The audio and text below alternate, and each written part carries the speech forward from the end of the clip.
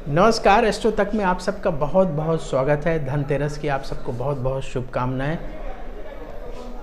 धनतेरस की रात आप कैसे एक दीपक जला करके रोगों से छुटकारा पा सकते हैं, मृत्यु का यदि भय सता रहा है उससे छुटकारा पा सकते हैं, ये हम आपको आज बताएंगे। तो बड़े ध्यान से सुनिएगा, बहुत ही सरल उपाय है। इस उपाय को करने से आपको फ़ायदा होगा, रोगों से मुक्ति मिलेगी। क्योंकि धनतेरस के दिन ही देवताओं के डॉक्टर धन्वंतरी का जन्म हुआ था।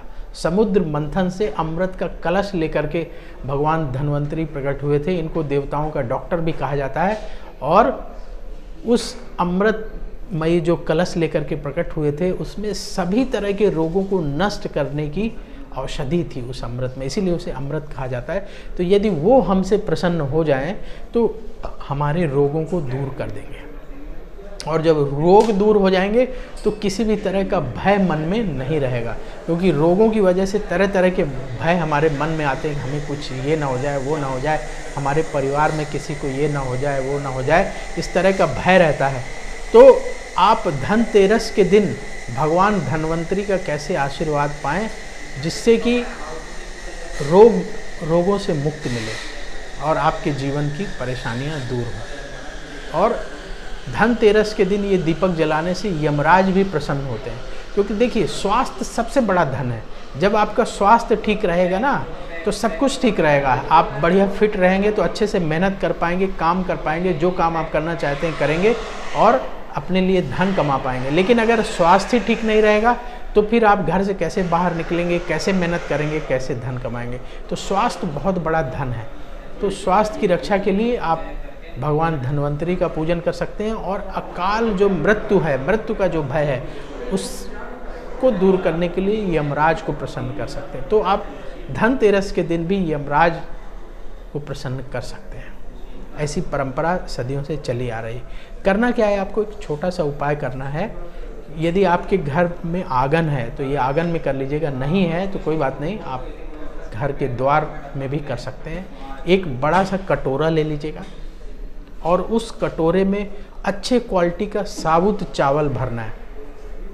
साबुत चावल, टूटे हुए चावल ना हो कोशिश करिएगा। तो बड़ा सा कटोरा जिसमें कम से कम 1 किलो चावल आ जाए, चावल भर लीजिए। और एक बड़ा सा मिट्टी का दिया लीजिए और उस मिट्टी के दिए में आप तेल भर दीजिए और मोटी सी बत्ती जलाइए, जिससे ज़्यादा समय तक वो बत्ती जलती रहे। और यदि आपके घर में आंगन है तो उस आंगन में दक्षिण दिशा में ये दीपक जलाना है। और कब जलाना है? रात को 9 बजे के बाद। रात को 9 बजे के बाद ये दीपक दक्षिण दिशा की ओर मुख करके रख दीजिए आपके आंगन में। सबसे पहले कटोरा जो आपका चावल का है उसको रखना है, उसके ऊपर फिर वो दीपक रख के जला देना है और दक्षिण दिशा में रख देना है। मान लीजिए जिन लोगों के घरों में आंगन नहीं है वो क्या करें, तो आप अपने घर के द्वार में देख लीजिएगा किधर दक्षिण दिशा पड़ती है, तो दीपक का मुख उधर कर दीजिएगा, दक्षिण दिशा की तरफ। जिस तरफ दक्षिण दिशा आए उसी तरफ दीपक का मुख घुमा दीजिएगा और जला दीजिएगा। और ये दीपक आपको फिर प्रतिदिन जलाना है। जैसे धनतेरस से शुरू करेंगे तो अगले दिन छोटी दिवाली और बड़ी दिवाली एक साथ ही है, तो उस दिन भी आपको उसी दिशा में इस दीपक को जलाना है, यानी दिवाली तक जलाना है। तो 2 दिन इस बार है, क्योंकि पहले तो छोटी दिवाली होती थी, बड़ी दिवाली अलग अलग दिन होती थी, इस बार एक ही दिन है। तो आपको अगले दिन यानी 13 को जलाना है धनतेरस के दिन, और 14 तारीख को भी ये दीपक जलाना है। और बिल्कुल उसी तरीके से अगले दिन क्या होगा, चावल बदल देंगे। वो चावल आप वहाँ से निकाल के किसी निर्धन व्यक्ति को दान कर दीजिएगा और दूसरा बड़ा कटोरे में फिर से चावल भर दीजिएगा। क्वांटिटी कम से कम 1 किलो के आसपास रहे तो अच्छा है, क्योंकि जब आप किसी को दान करेंगे तो ज़्यादा क्वांटिटी में कर सकें। तो फिर आप फिर से नया चावल उसमें भरेंगे और फिर से दीपक उसमें जलाएंगे। तो इस तरीके से आप ये धनतेरस से शुरू करके ये उपाय करिए, भगवान धन्वंतरी का आशीर्वाद मिलेगा, रोग दूर होंगे और मृत्यु को लेकर के यदि किसी तरह का भय है उससे भी आपको छुटकारा मिलेगा। अगले वीडियो में हम आपको बताएंगे कि कौन सा मंत्र आप जपें जिससे कुबेर जी की विशेष कृपा आपको प्राप्त हो।